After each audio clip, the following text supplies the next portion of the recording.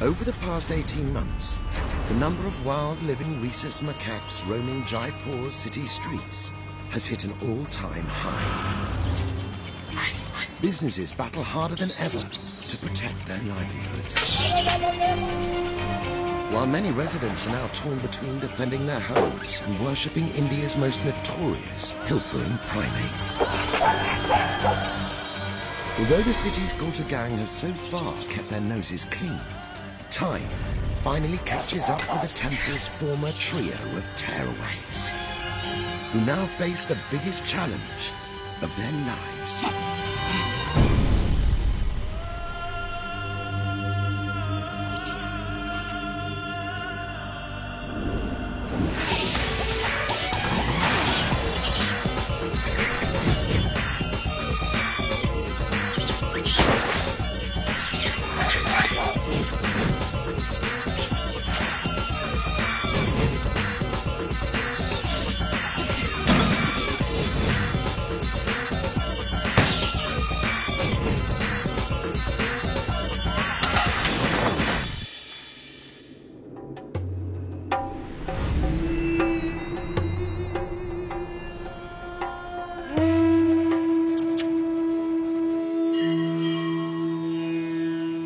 It's been 18 months since the Gulta gang divided in two, forcing half the troop to up sticks and find a new home on the other side of town. Former rebel turned savior, Zamir, has proved to be one of the temple troop's strongest leaders and protectors. Guarding the city's most sought-after monkey territory has in the past proved problematic for his Gulta gang predecessors. But for Zamir, keeping the temple's precious pools languor-free requires little effort. Just a simple glance is often enough to send the troop's lanky neighbors packing. But the recent months haven't just been about keeping the peace. Zamir has finally become the father he'd hoped to be. With the temple queen he risked life and limb chasing,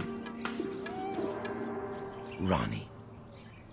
Following the tragic loss of her son, TJ, Rani has since given birth to Boo-Boo, another bouncing baby boy. Like most 10-month-old male macaques, daily life for this youngster focuses on one thing: play.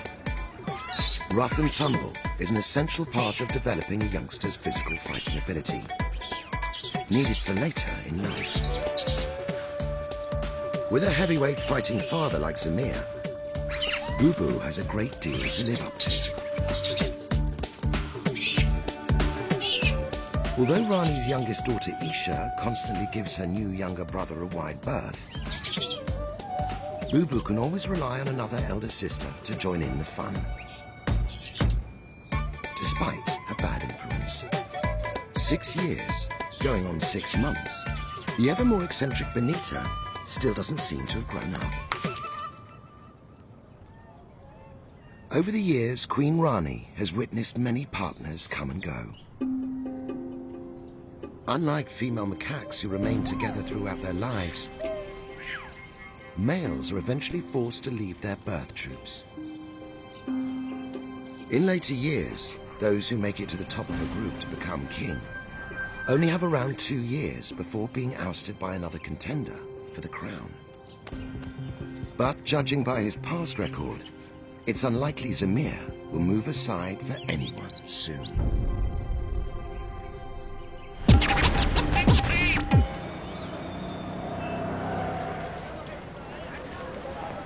On the other side of the city, one trio of boys are certainly acting their years. Now 4 years old, former Gulta gang members Bipin, Yash and Tito are officially young adults. Although Bipin struggles to accept his boyhood Bronco days are over. With their teenage years behind them, the trio now face the toughest challenge of their lives: starting families of their own. For any adult male rhesus macaque, finding the right female in the right place at the right time is never straightforward.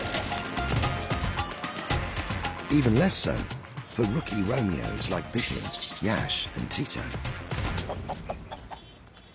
As part of the splinter troop that left the temple 18 months ago, the trio have so far led a comfortable life close to Jaipur's hospital fruit market. Just like at their former temple home, pilgrims have also begun to make regular offerings of food in honor of Hanuman, the Hindu monkey god. Whether the local market traders are paying their respects or hoping to insure against potential losses is a question that's still in the balance. Either way, Bipin and his buddies leap at every opportunity to seize a fruity snack.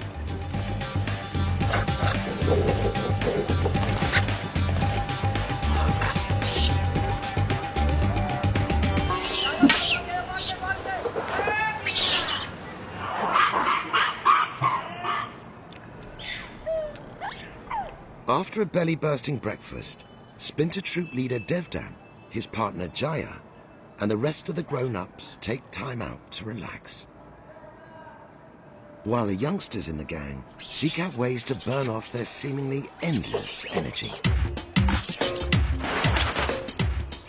Unlike Gulta Temple and its playground of sand pits and pools, the city markets require a bit more imagination when it comes to seeking out the latest thrill.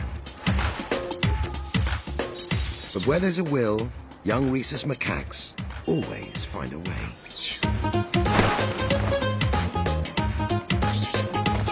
And it appears a tarp under tension makes the perfect primate trampoline.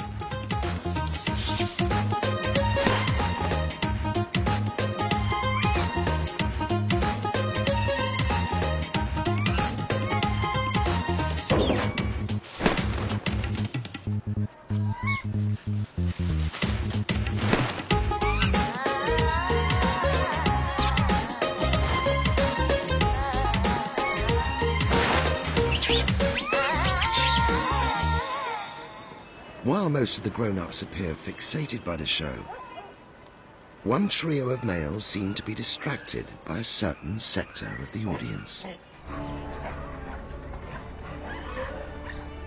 Bipin, Yash and Tito gaze in the direction of the gang's females, hoping to catch a glimpse of a wandering eye. But it seems they're not the only ones on the lookout. As the trio show increased interest in the Splinter Troop girls, alpha male Devdan clocks their every move.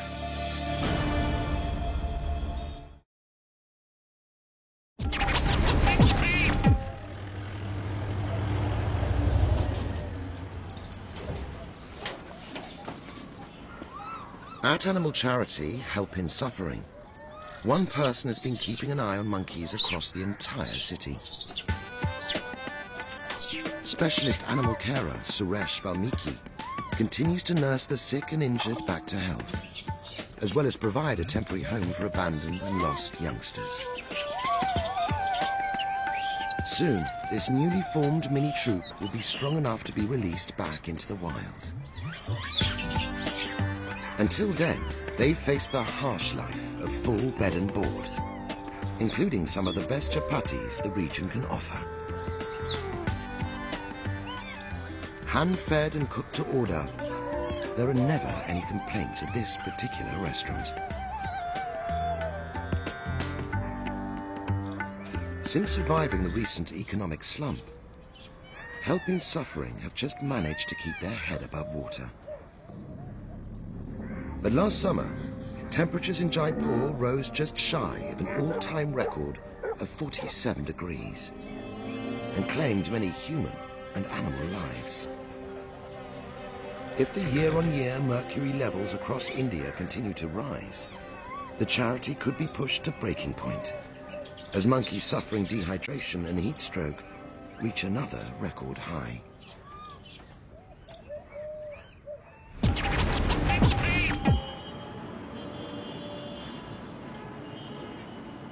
In the city centre, one particular person is already feeling the heat.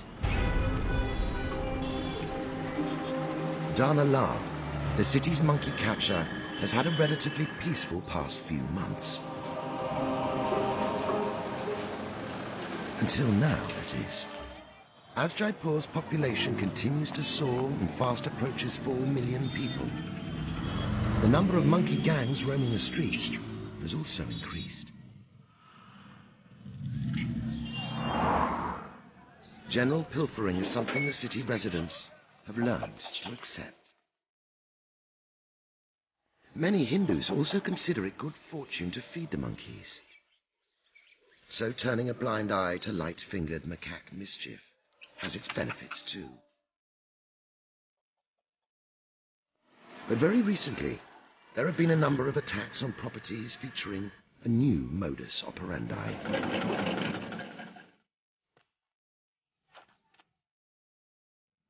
Dana arrives at the scene of a recent house raid. The perpetrators have long since fled, but as Kailash, the head of the house, describes the trail of destruction, it isn't spoiled rice and broken pots that give Dana cause for concern. After being caught in the act, the intruders didn't just flee as is usually the case. One of the gang, Lun, Kailash's daughter. It appears this is just one of several recent incidents involving threats to people by this particular gang. Which troop are responsible remains a mystery to Dana. Over the years, he's made it his job to know virtually every macaque group throughout the city. And the use of violence towards people is very rare. And those monkeys that do cross the line soon find themselves on the side of another boundary, 60 kilometers out of town. Dana has to track down this gang fast before someone is seriously hurt. And as far as the city's monkey catcher is concerned, there is always only one outcome.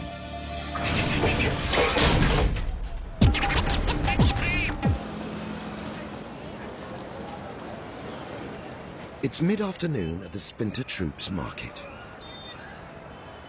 Alpha male Devdan continues to monitor the gang's new trio of Romeos and does his best to cramp Bipin, Yash and Tito's style whenever they get close to the group's flirting females.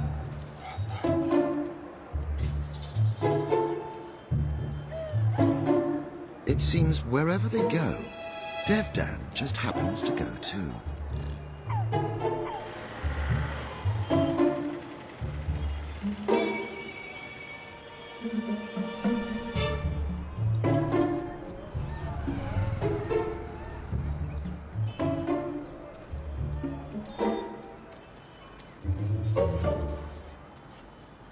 But as Tito wanders to the corner of the hospital roof, another girl suddenly catches his eye. This particular fruit stall is usually heavily protected, but it appears the owner has left his younger sister in charge. And unlike most of the other traders, she's unarmed. Bipin and Yash join their partner in crime. Launching and leading an ambush would be a surefire way of impressing the troops' females. But then, the unthinkable happens. Acting on her mother's call for help, Naya leaves the stall completely unguarded.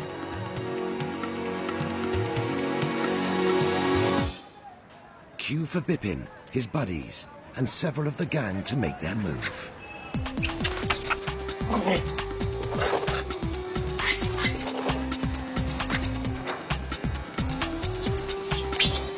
The girls pile straight in, making a grab for the grapes. Not only do these green miniature morsels contain energy-boosting fruit sugars, around 90% of their weight is made up of water. Macaques can eat around 100 in a single sitting, the perfect thirst quencher on a hot summer's day.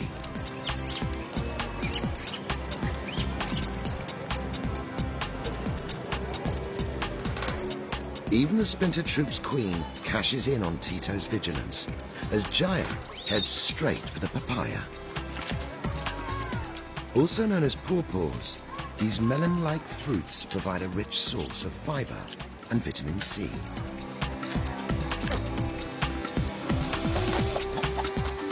Feeding opportunities as big as these are few and far between.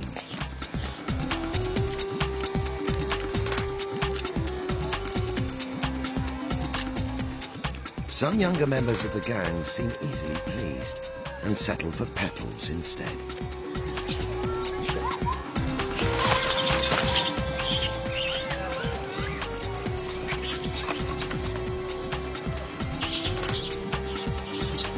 Soon, the fruit-feeding frenzy comes to an end.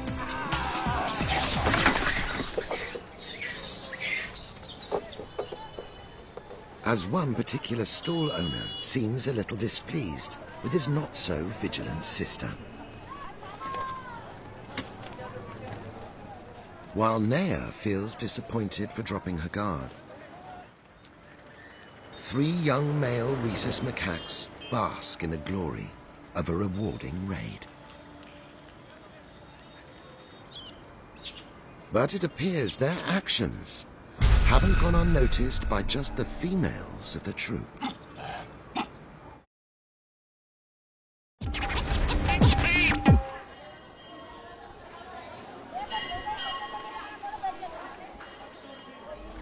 Back at Gauta Temple, having to steal for a living is a thing of the past.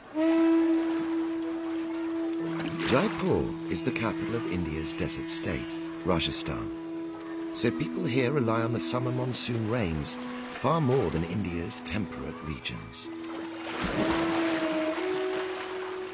Last year's rains not only arrived on time, they also exceeded previous levels, fueling a bumper harvest.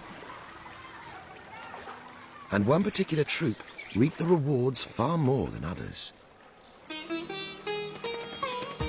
Each day, dozens of pilgrims arrive bearing gifts of food for Rani and Zamir's 50-strong troop.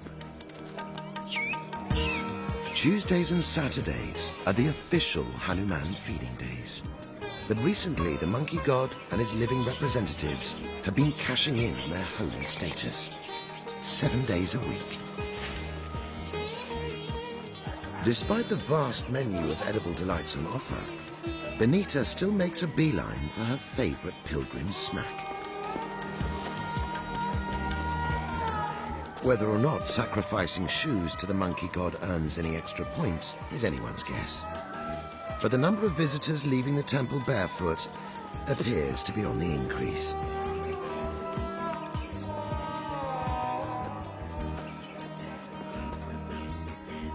Apart from patrolling the temple pools and keeping order among the other grown-ups in the group, Zamir hasn't faced too much conflict over the past year and a half. Family life seems to have mellowed the former warrior. Unlike most adult males, he even makes time for little boo-boo, despite it always focusing on the play-biting or fighting theme. But Zamir appears to have something else on his mind. And he isn't the only one. Isha also seems aware of her mum's recent behavior. Or lack of it, to be precise. Queen Rani hasn't eaten in the past few days and has been much more lethargic than usual. Approaching 18 years of age, she's no longer in her prime. As for a wild living rhesus macaque, 15 years is seen as a very good innings. At 3, Isha has only just reached the age where she could become a mum. And as Rani's youngest daughter, she's also heir to the throne.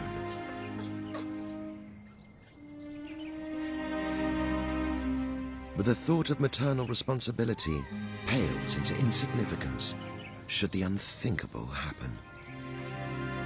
And Isha suddenly has to step up as the Gauta gang queen.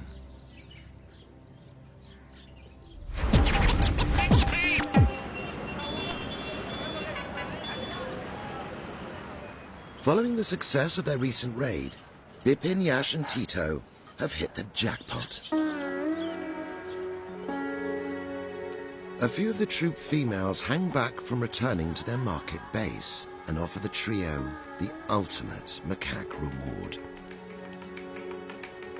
Grooming isn't just a way to reinforce bonds between family members. In macaque society, it has several other uses too. As well as helping the receiver relax, it's a direct way of showing interest in a particular member of the opposite sex. The message from these particular girls couldn't be clearer.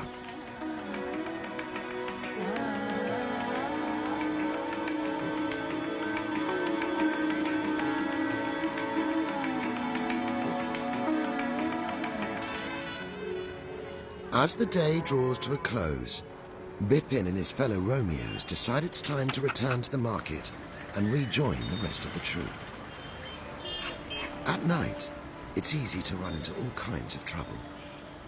Like humans, macaques don't have brilliant nocturnal vision, so roosting together is a safety in numbers approach to a hopefully peaceful night.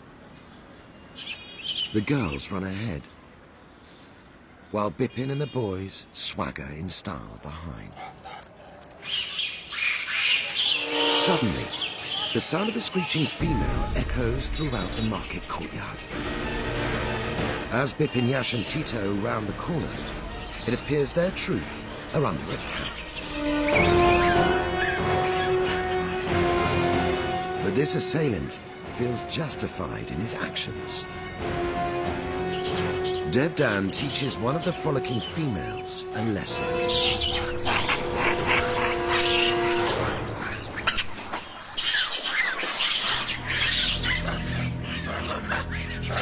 Usually, alpha males get most annoyed with the females whenever a couple are caught in the act. But this time, there's another factor the big leader must take into account. It seems Bipin, Yash and Tito have finally reached the point of no return.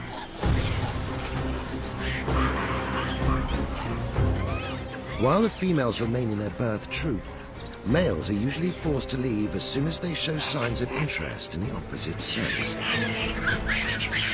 A macaque society natural defense against inbreeding.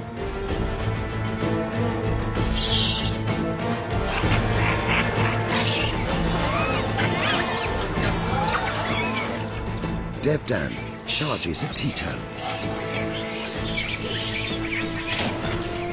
Bipin and Yash rush to their friend's defense. But the big alpha male turns on them too.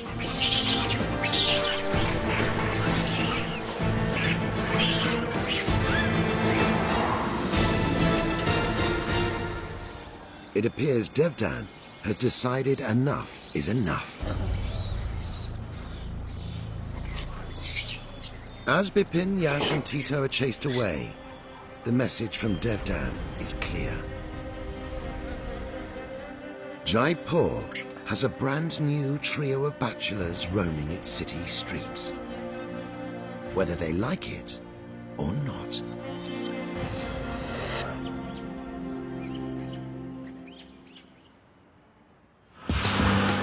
Next time on Monkey Thieves. Bipin, Yash and Tito scour the streets looking to start a brand new life. But it seems they're not the only fresh faces battling for female attention. And although the trio do their best to avoid the dreaded monkey catcher, a run-in with a rogue troop brings all their plans crashing back down to earth.